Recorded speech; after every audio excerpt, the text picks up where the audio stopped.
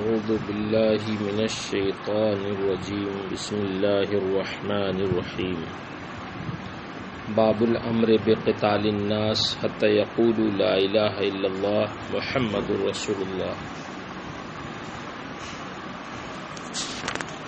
اس باب کے تحت امام مسلم رحمہ اللہ نے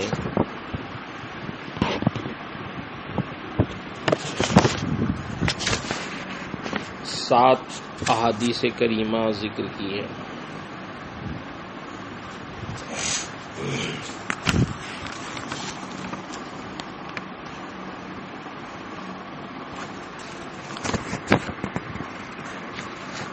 یہ حدیث حضرت ابو ہریرہ رضی اللہ تعالی عنہ سے مروی ہے۔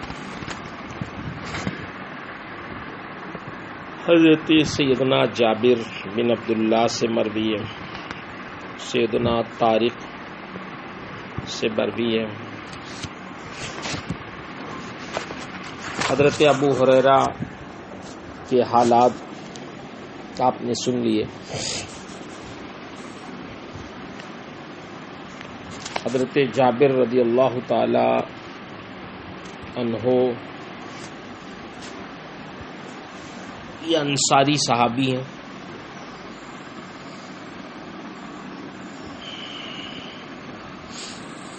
یہ کم سنی میں اپنے والد کے ہمراہ مشرف اسلام ہوئے۔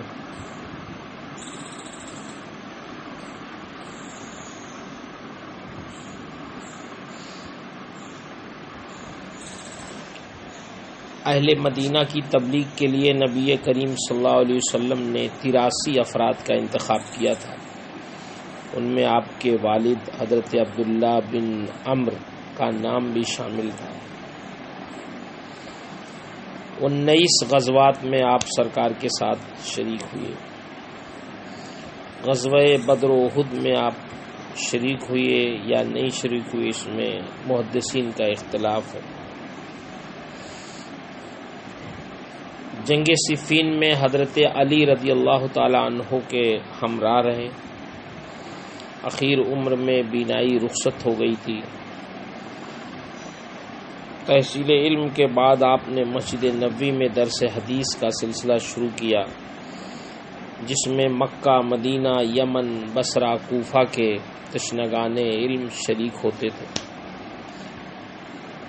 مکہ کے قیام کے دوران حرم کعبہ میں بیٹھ کر آپ درس دیتے تھے۔ عطا بن ابی رباح، عمرو بن دینار نے آپ سے مکہ مکرمہ میں تعلیم حاصل کی، وہ آپ کے شاگرد ہیں۔ طلب حدیث کا شوق آپ کو بہت تھا۔ ایک ایک حدیث کے لیے دور دراز کا مہینوں کا سفر آپ کر لیتے تھے۔ نبی کریم صلی اللہ تعالی علیہ وسلم آپ کو بہت عزیز رکھتے تھے۔ آپ خود فرماتے ہیں کہ اللہ کے نبی نے میرے لیے اونٹ والی رات میں 25 بار دعا استغفار کی۔ اونٹ والی رات سے مراد وہ رات جس میں آپ نے نبی کریم صلی اللہ علیہ وسلم کے ساتھ ایک اونٹ بیچا تھا۔ آپ سے تقریباً 1540 حدیثیں مروی ہیں۔ 94 سال کی عمر میں آپ کا وصال ہوا۔ حضرت ابان بن عثمان نے آپ کی نماز جنازہ پڑھائی۔ جنت البقیع میں آپ مدفون ہوئے۔ آپ کی احادیث کریمہ صحاح ستہ میں موجود ہیں۔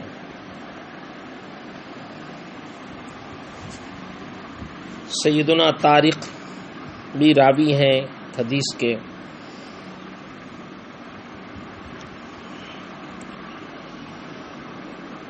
یہ ابو مالک کے والد ہیں۔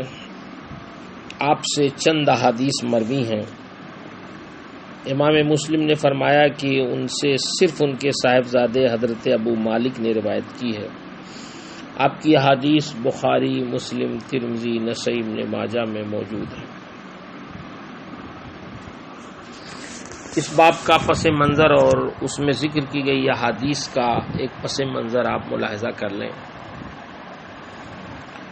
11 ہجری میں نبی کریم صلی اللہ علیہ وسلم کے وصال کے بعد حضرت سیدنا ابو بکر صدیق آپ کے جانشین اور خلیفہ ہوئے۔ سرکار کے وصال کے بعد مملکت اسلامیہ میں ہر جانب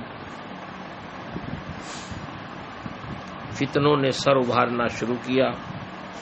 ریاض کے قریب یمامہ میں مسیلمہ بن کذاب نے عہد رسالت میں ہی نبوت کا دعویٰ کر دیا تھا۔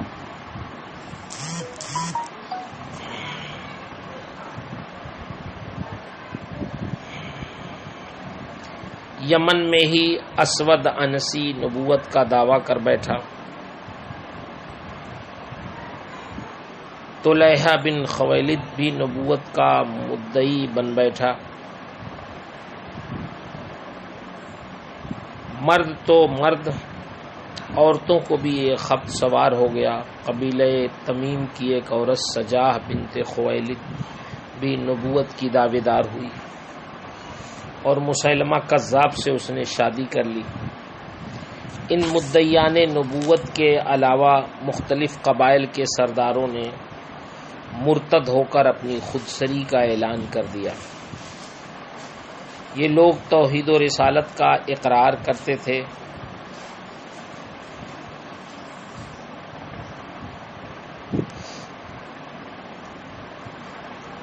بعض تو وہ تھے کہ جو مرتد ہو چکے تھے، بعض وہ تھے کہ جو اسلام پر قائم رہتے ہوئے زکوٰۃ دینے سے انکار کرتے تھے۔ یہ وہ لوگ تھے جو توحید و رسالت کا اقرار تو کرتے تھے، نماز کی فرضیت کے بھی معترف تھے، لیکن زکوٰۃ کی فرضیت اور اس کی ادائیگی سے انکار کرتے تھے اور طرح طرح کی توجیحات کرنے لگے تھے۔ یہ در حقیقت باغیوں کا گروہ تھا، لیکن زکوٰۃ کی فرضیت چونکہ نص قطعی سے ثابت تھی، اس لیے اس کے انکار سے یہ لوگ بھی مرتدین کے صف میں ہو گئے۔ ان میں سے کچھ ایسے بھی تھے جو زکوٰۃ دینے پہ راضی تھے، لیکن ان کے سرداروں نے انہیں اس کی ادائیگی سے روک دیا تھا اور وہ اپنے یہاں ہی اس کو تقسیم کرنے کے قائل تھے۔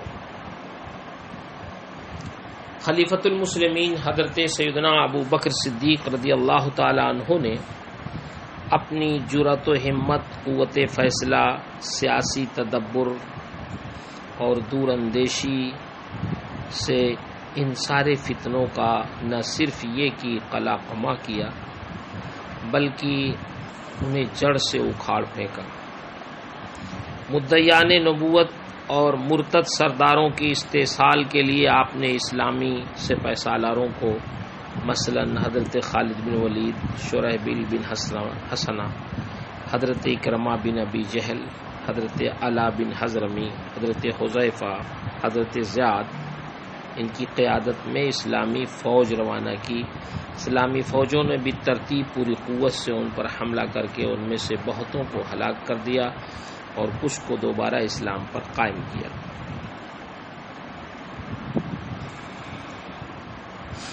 وَكَفَرَ مَنْ كَفَرَ مِنَ الْعَرَبِ، امام نووی نے اس مقام پر جو تفصیل بیان کی اس کا خلاصہ یہ ہے کہ مرتدین کی دو قسمیں تھیں۔ پہلی قسم ان مرتدین کی جو عہد رسالت میں اسلام قبول کر چکے تھے، لیکن آپ کے بعد وہ پھر مرتد ہو کر دین اسلام سے پھر گئے تھے اور جملہ احکام شرعیہ، نماز، زکوٰۃ، روزہ وغیرہ کے تارک ہو کر ایام جاہلیت میں جس دین پر وہ پہلے تھے اسی کی طرف لوٹ گئے تھے۔ انہی لوگوں کے بارے میں حضرت ابو ہریرہ نے فرمایا وَكَفَرَ مَنْ كَفَرَ مِنَ الْعَرَبِ۔ دوسری قسم ان مرتدین کی تھی جو توحید و رسالت کا اقرار تو کرتے تھے، لیکن وہ نماز و زکوٰۃ میں فرق کرتے تھے۔ یہ لوگ نماز کی فرضیت کا اقرار کرتے تھے، لیکن فرضیت زکوٰۃ اور امام کو اس کی ادائیگی کے وجوب کے منکر تھے۔ یہ لوگ باغی تھے، کافر نہیں تھے، چونکہ یہ لوگ ابھی جلد ہی مشرف اسلام ہوئے تھے، اس لیے شرائع دین اور اس کے احکام سے ابھی پورے طور پر واقف نہیں ہو سکے تھے۔ اس لیے انہیں فرضیت زکوٰۃ اور امام کو اس کی ادائیگی کے بارے میں شبہ لاحق ہو گیا۔ انہی سے قتال کے بارے میں صحابہ کرام کے مابین اختلاف رائے ہوا، اور بعض صحابہ نے کہا کہ ان سے ابھی جنگ کرنا مناسب نہیں ہے، اور حضرت فاروق اعظم نے امرت ان اقاتل الناس سے حضرت ابوبکر صدیق کے فیصلے قتال کے خلاف حجت قائم کی۔ یہ امام نووی رحمہ اللہ کی بحث کا خلاصہ ہے جو انہوں نے شرح مسلم میں تحریر فرمایا ہے۔ مانعین زکوٰۃ سے حضرت ابوبکر صدیق کے قتال کا فیصلہ امام اور عمال کو زکوٰۃ کی ادائیگی سے انکار کی بنا پر تھا یا مطلق ممانعت کی بنا پر تھا، اس میں ہمارے فقہا مختلف ہیں۔ امام شافعی، امام مالک رحمہم اللہ کا مذہب یہ ہے کہ قتال کا یہ فیصلہ امام اور عاملین زکوٰۃ کو مال زکوٰۃ حوالے نہ کرنے کی بنا پر تھا، اور امام کو یہ حق حاصل ہے کہ جو مال زکوٰۃ کا ان کے حوالے نہ کرے وہ ان سے قتال کرے۔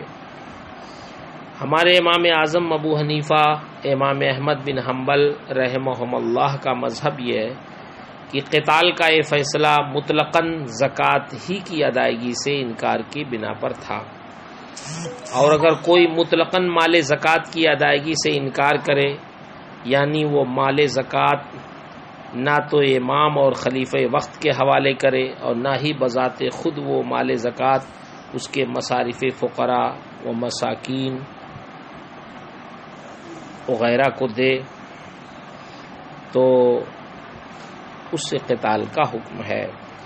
حضرت ابوبکر صدیق نے اسی بنا پر ان سے قتال کیا تھا، اور وہ سرے سے مال زکوٰۃ کی ادائیگی کے منکر تھے، جیسا کہ حضرت ابو ہریرہ کا ایک قول اس کا مؤید ہے، وَكَفَرَ مَنْ كَفَرَ مِنَ الْعَرَبِ۔ اور جو سرے سے مال زکوٰۃ کی ادائیگی اور اس کی فرضیت کا منکر ہو، نص قطعی سے انکار کی بنا پر مرتد ہے۔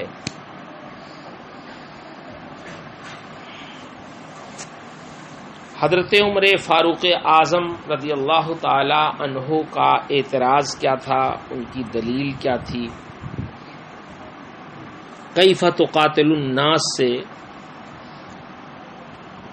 مدعیان نبوت اور مرتدین کی سرکوبی اور قتال میں کسی کا کوئی اختلاف نہیں تھا، لیکن جب حضرت ابوبکر صدیق نے مانعین زکوٰۃ سے قتال کا فیصلہ کیا تو صحابہ کرام کے مابین اختلاف رائے ہو گیا، اور کبار صحابہ میں سے بعض نے آپ کو یہ مشورہ دینا شروع کیا کہ اس وقت ان سے جنگ کرنا مناسب نہیں ہے، یہاں تک کہ حضرت فاروق اعظم رضی اللہ تعالی عنہ نے آپ سے عرض کیا کیف تقاتل الناس الی آخر، آپ پھر ان لوگوں سے کیسے جنگ کر سکتے ہیں جبکہ اللہ کے رسول کا ارشاد ہے،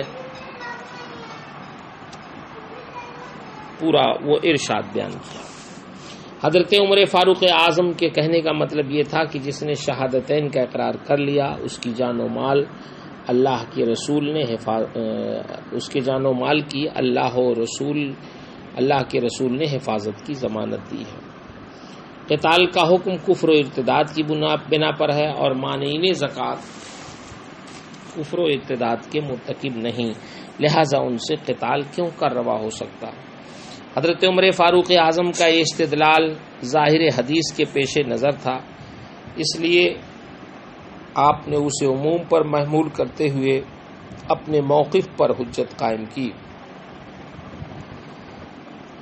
اور مانعین زکوٰۃ میں سے کچھ ایسے تھے بھی جو انکار کی یہ توجیح کرتے تھے کہ زکوٰۃ کی فرضیت عہد رسالت تک محدود تھی، عہد رسالت کے بعد اس کی فرضیت ساقط ہو گئی، اور قرآن مقدس کی یہ آیت دلیل میں پیش کرتے تھے خذ من اموالہم صدقۃ تطہرہم وتزکیہم بہا، جس میں خطاب نبی کریم صلی اللہ علیہ وسلم سے تھا۔ وہ سمجھتے تھے کہ یہ خطاب حضور سے ہے، اور اب حضور کا وصال ہو گیا تو اب عمال کو زکوٰۃ کی ادائیگی کا کوئی مطلب نہیں، اس لیے یہ لوگ زیادہ سے زیادہ باغی ہوئے، اور بغاوت کی سرکوبی بھی ضروری تھی، لیکن اس وقت حالات اس کی اجازت نہیں دے رہے تھے۔ خلاصہ ہے کہ مانعین زکوٰۃ توحید و رسالت کا اقرار کرتے تھے اور صرف زکوٰۃ دینے کے منکر تھے، اس لیے حضرت عمر نے قتال کے فیصلے پر اعتراض کیا۔ حضرت ابوبکر صدیق رضی اللہ تعالی عنہ نے حضرت عمر فاروق اعظم کے اس استدلال کو اکثر مسترد کر دیا اور سختی کے ساتھ فرمایا، واللہ میں نماز اور زکوٰۃ کے درمیان فرق کرنے والوں سے لڑوں گا، یعنی جو یہ کہتے ہیں کہ ہم نماز پڑھیں گے اور زکوٰۃ نہیں دیں گے، ان سے میں جنگ کروں گا، کیونکہ زکوٰۃ بھی مال کا حق ہے۔ واللہ اگر یہ لوگ اونٹ کی رسی اور دوسری روایت میں اناق کا لفظ ہے بکری کا بچہ بھی جو اللہ کے رسول کے زمانے میں بطور زکوٰۃ دیتے تھے، اب اس کے دینے سے انکار کریں گے تو میں ان سے قتال کروں گا۔ حضرت ابو بکر صدیق نے اپنے موقف پر استدلال کا مدار بھی اسی حدیث کو بنایا جس سے حضرت عمر فاروق اعظم نے عدم قتال ثابت کیا۔ فرق صرف یہ تھا کہ حضرت عمر فاروق اعظم حدیث کے پہلے جز سے استدلال کر رہے تھے اور حضرت ابو بکر صدیق حدیث کے آخری جز الا بحقھا سے اپنے موقف پر دلیل قائم کر رہے تھے۔ اس کا حاصل یہ ہے کہ فقط توحید و رسالت کا اقرار جان و مال کی حفاظت کے لیے کافی نہیں ہے، بلکہ اسی کے ساتھ یہ بھی ضروری ہے کہ کلمہ لا الہ الا اللہ کا جو حق ہے بندہ اس کی بھی ادائیگی لازمی طور پہ کرے، اور حق کلمہ میں جملہ ما جاء بہ النبی صلی اللہ علیہ وسلم داخل ہیں، جن میں زکوٰۃ بھی شامل ہے۔ لہٰذا جو کلمہ لا الہ الا اللہ اور اسلام کے جملہ حقوق کی ادائیگی کرے گا اس کی جان و مال کی حفاظت کی ضمانت ہے، اور جو ان میں سے کسی ایک کی بھی فرضیت کا منکر ہوگا اور اس کی ادائیگی نہیں کرے گا اس کی جان و مال کی حفاظت کی کوئی ضمانت نہیں، جیسے مانعین زکوٰۃ۔ لہٰذا ان سے قتال ضرور کیا جائے گا۔ پھر آپ نے اپنے موقف کو قیاس سے تقویت دی۔ اس کا حاصل یہ ہے کہ جب نماز کی فرضیت کا منکر مرتد ہوتا ہے تو کیا وجہ ہے کہ زکوٰۃ کی فرضیت کا منکر مرتد نہ ہو، جبکہ کفر و ارتداد کی علت جو نص قطعی کا انکار ہے وہ دونوں میں مشترک ہے۔ لہٰذا جب علت مشترک ہے تو حکم بھی مشترک ہوگا۔ لہٰذا جیسے فرضیت صلاۃ کے منکر سے قتال ضروری، ویسے ہی فرضیت زکوٰۃ کے منکر سے بھی قتال ضروری۔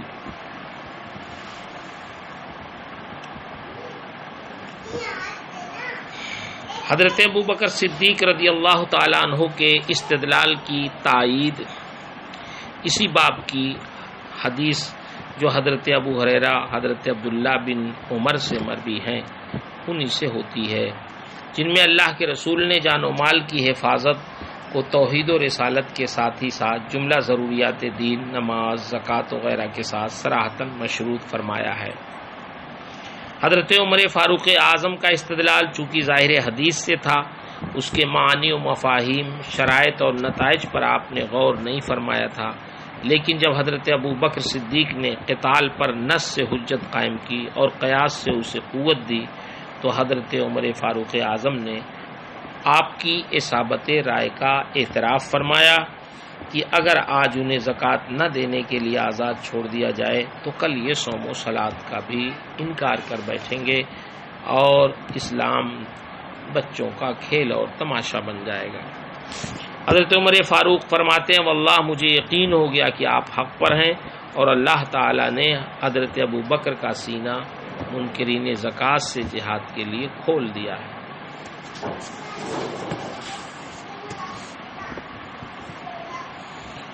مانعین زکوٰۃ کا استدلال کیا تھا؟ منکرین زکوٰۃ کی ایک جماعت وہ تھی جو فرضیت زکوٰۃ کی قائل تو تھی، لیکن امام اور خلیفہ وقت کو زکوٰۃ دینے کی منکر تھی۔ ان کا استدلال قرآن پاک کی آیت مبارکہ سے تھا، خذ من اموالہم صدقۃ تطہرہم وتزکیہم بہا وصلی علیہم، کہ محبوب ان کے مال میں سے زکوٰۃ حاصل کرو جس سے تم انہیں ستھرا اور پاکیزہ کر دو اور ان کے حق میں دعائے خیر کرو۔ اس آیت مبارکہ سے ان کے استدلال کا خلاصہ یہ تھا کہ اس آیت میں جتنے بھی امر کے صیغے ہیں، خذ، تطہر، تزکیہم، صلی، یہ سب صیغے امر کے ہیں، ان سے خاص حضور سید عالم صلی اللہ علیہ وسلم مراد ہیں۔ آپ کے ساتھ کوئی دوسرا اس خطاب میں شریک نہیں ہے، لہٰذا جب مال زکوٰۃ وصول کرنے کا حق انہی کو حاصل تھا اور آپ کے دنیا سے تشریف لے جانے کے بعد یہ حق بھی دنیا سے رخصت ہو گیا، تو اب کوئی بھی دوسرا شخص مال زکوٰۃ وصول کرنے کا مجاز نہیں ہے۔ یہ ان کی دلیل تھی، یہ صرف سرکار کے زمانے تک خاص تھا۔ اس کا جواب محدثین نے یہ دیا ہے کہ یہ خطاب نبی کریم صلی اللہ علیہ وسلم کے ساتھ خاص نہیں، کیونکہ قرآن پاک میں اللہ تعالیٰ کا جو خطاب نبی کریم صلی اللہ علیہ وسلم کے ساتھ خاص ہوتا ہے اور آپ کی امت کا کوئی فرد اس میں شریک نہیں ہوتا، اس میں کوئی ایسا قرینہ یا علامت ضرور مذکور ہوتی ہے جس سے ظاہر ہوتا ہے کہ اس کے مخاطب صرف حضور سید عالم صلی اللہ علیہ وسلم ہے، اور جہاں پر ایسا کوئی قرینہ نہیں ہوتا اس کے مخاطب یا تو عام لوگ ہوتے ہیں یا حضور سید عالم صلی اللہ علیہ وسلم ہوتے ہیں، اور آپ کی امت کے جمیع افراد اس کے مخاطب ہوتے ہیں۔ مذکورہ آیت میں اس طرح کا کوئی قرینہ موجود نہیں ہے، لہذا مانعین زکوٰۃ کا اپنے موقف پر اس آیت سے استدلال صحیح نہیں ہے۔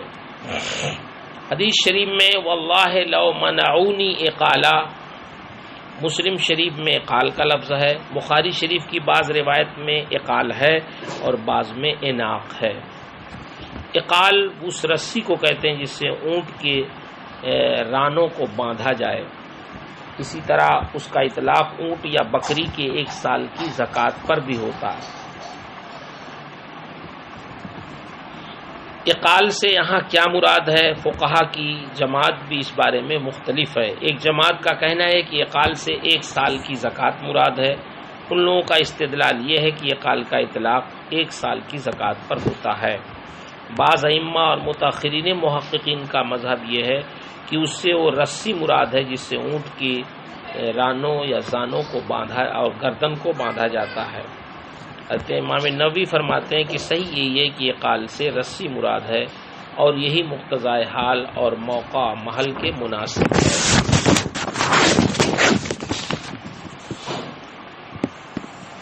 کیونکہ اس کلام سے مبالغہ فی التشدید مراد ہے، اور یہ اسی وقت حاصل ہو سکتا ہے جبکہ قتال کو حقیر سے حقیر چیز کے منع پر معلق کر دیا جائے،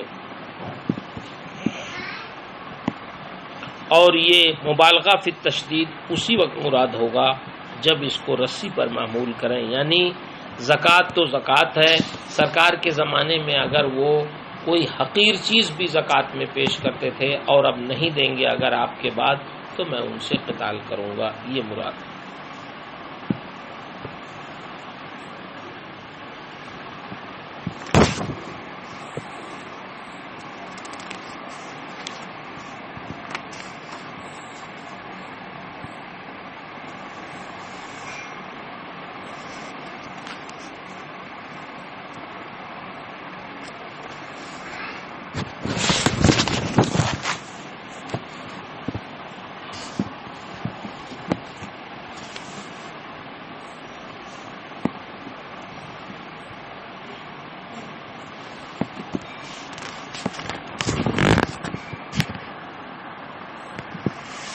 اس باب کے احادیث سے جو مسائل احکام مستخرج ہوتے ہیں وہ یہ ہو سکتے ہیں